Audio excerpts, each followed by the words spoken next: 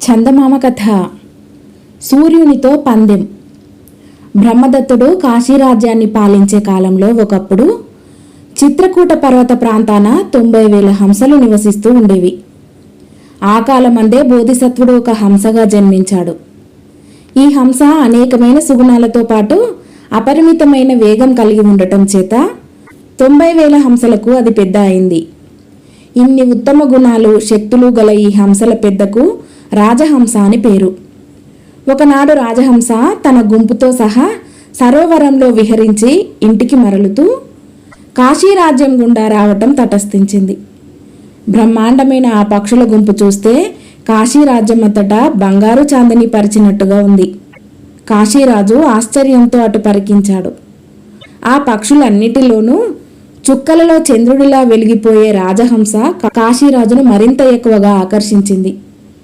ఆ రాజహంసలో మంచి టీవీ, తేజస్సు మొదలైన రాజలక్షణాలు ఉండటం కాశీరాజు గమనించాడు.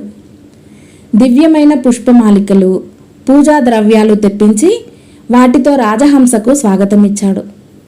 ఘనమైన ఈ స్వాగతం ఆప్యాయంతో అందుకున్నది రాజహంస. తన పరివారంతో కూడా కొన్నాళ్ళు అక్కడ ఉండి కాశీరాజు ఆతిథ్యం పొంది ఇంటికి మరలిపోయింది. ఆ క్షణం నుంచి కాశీరాజుకు రాజహంస పైన గల మమత మరింత అతిశయింపసాగింది. ఇప్పుడు ఆయన మనస్సంతా రాజహంస వైపే ఉంటున్నది. అహర్నిశలు దాని గురించే తలంపు. ఏ క్షణమందు ఏ దిశ నుండి ఆ రాజహంస వస్తుందో అని 1000 కళ్ళతో కనిపెట్టి చూస్తూ ఉండేవాడు.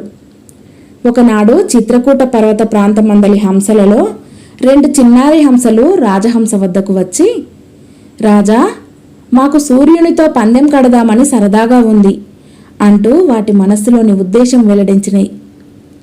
ఈ మాటకు రాజహంస, ఓసి కూనల్లారా, సూర్యుడితో ఏమిటి, మీరు పందెం కట్టడం ఏమిటి? విడ్డూరం. సూర్యుని వేగం ఎంతటిదో మీకు తెలియదు కనుకనే అజ్ఞానంలో పడ్డారు. మీరు ఆయనతో పరిగెత్తలేరు సరికదా, పందెంలో మీకు ప్రమాదము, ప్రాణాపాయము కూడా కలగవచ్చు. అందుచేత మీరిద్దరూ ఈ పిచ్చి ఊహలు కట్టిపెట్టండి అని హితవు చెప్పింది. హంస పిల్లలకు ఆ హితవు నచ్చలేదు. మళ్ళీ మరొకనాడు పోయి రాజహంసను అనుమతి కోరినాయి. ఈసారి అలానే చెప్పింది రాజహంస. అంతటితోనైనా ఊరుకోకుండా 3వ సారి పోయి మళ్ళీ అడిగినాయి పిల్లలు. ఈమారు రాజహంస అంగీకరించలేదు. ఇది పని కాదని తలచి తమ సత్తువ తెలియని హంస పిల్లలు 2 యజమానికి తెలియకుండానే యుగంధర పర్వత శిఖరానికి ఎగిరిపోయినాయి. ఈ శిఖరం సూర్యమండలానికి తాకుతున్నదా అనిపించేటంత ఎత్తయింది కనుక ఆ శిఖరం మీద మకాం చేసి సూర్యునితో పందెం వేద్దామని హంస పిల్లల ఊహ. యథాప్రకారం రాజహంస తన పరివారాన్ని లెక్క చూసుకోగా 2 హంసలు తగ్గినాయి. జరిగిన సంగతి గ్రహించి అది విచారించింది. విచారిస్తే లాభమేముంది, వాటిని ఎలా అయినా రక్షించాలనుకుంది.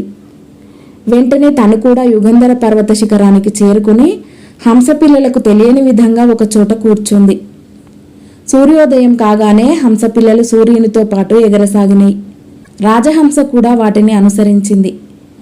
హంస పిల్లలు రెండింటిలో చిన్నది మధ్యాహ్నం వరకు ఎగిరి రెక్కలలో మంట పుట్టి సోలి పడిపోయింది. పడిపోయేటప్పుడు దానికి రాజహంస కనపడగా, రాజా, నా వల్ల కాలేదు, ఓడిపోయాను అన్నది నిస్పృహతో. అప్పుడు రాజహంస, పర్వాలేదు, నేనున్నానుగా అంటూ మంచి మాటలతో దానిని రెక్కలపైకి ఎక్కించుకొని పోయి ఇంటి వద్ద తక్కిన గుంపుతో చేర్చింది. మరికొంచెం సేపటికి 2వ హంస పిల్లకు కూడా రెక్కలలో సూదులు పొడిచినట్టు బాధ కలిగి సోలిపోయింది. అది రాజహంసను చూసి నిస్పృహతో దీనంగా పలికింది. దానికి కూడా రాజహంస ధైర్యం చెప్పి రెక్కలపై ఎక్కించుకొని చిత్రకూటం చేరింది. ఈ విధంగా తన పరివారంలోని 2 పక్షులు ఓడిపోవటం సహించలేక రాజహంస తనే పందెం వేయాలని బయలుదేరింది. చెప్పనలవి కాని సహజ వేగం గల రాజహంస ఎగరడం ప్రారంభించిన కొద్దిసేపట్లోనే సూర్యబింబాన్ని కలుసుకోవడం, దాటిపోవటము జరిగింది. సూర్యుని సత్తువ ఎంతటిదో చూద్దామనుకున్నది కానీ రాజహంసకు పందెం ఎందుకు, దీనివల్ల దానికి కలిసి వచ్చేదేమిటి కనుక ఇష్టం వచ్చినట్టు కొంచెం సేపు చుట్టి చివరకు అలసట చేత భూలోకానికి దిగివచ్చి కాశీరాజ్యం చేరుకున్నది. కన్నులు కాయలు కాసేటట్టు కనిపెట్టుకుని ఉన్న కాశీరాజు రాజహంసను చూడగానే తన్మయుడైపోయాడు.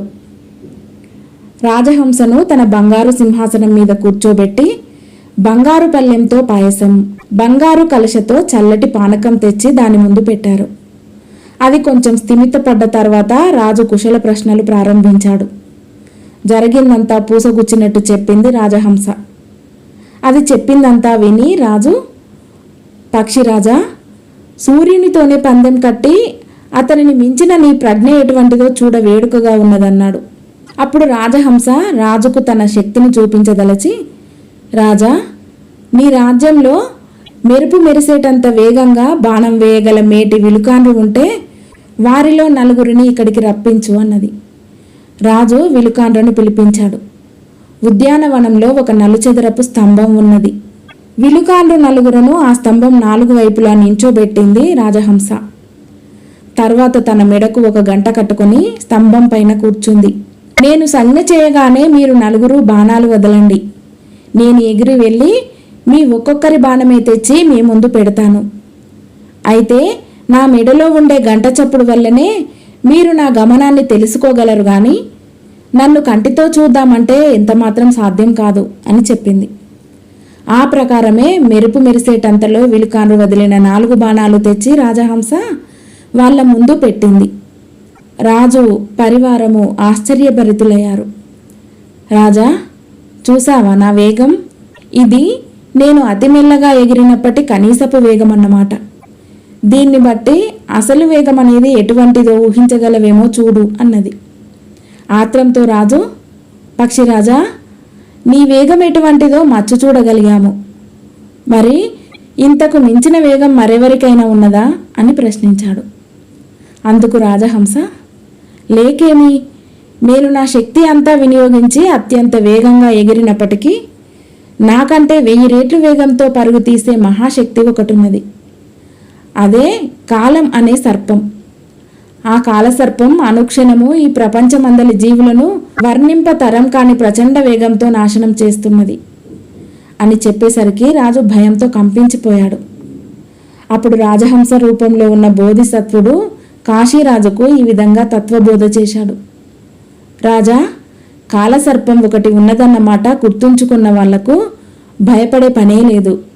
నీతిమంతుడవై ధర్మాత్ముడవై పరిపాలన సాగించేంత వరకు నీకు ఎవరి వల్లనూ ఎట్టి భయము లేదు.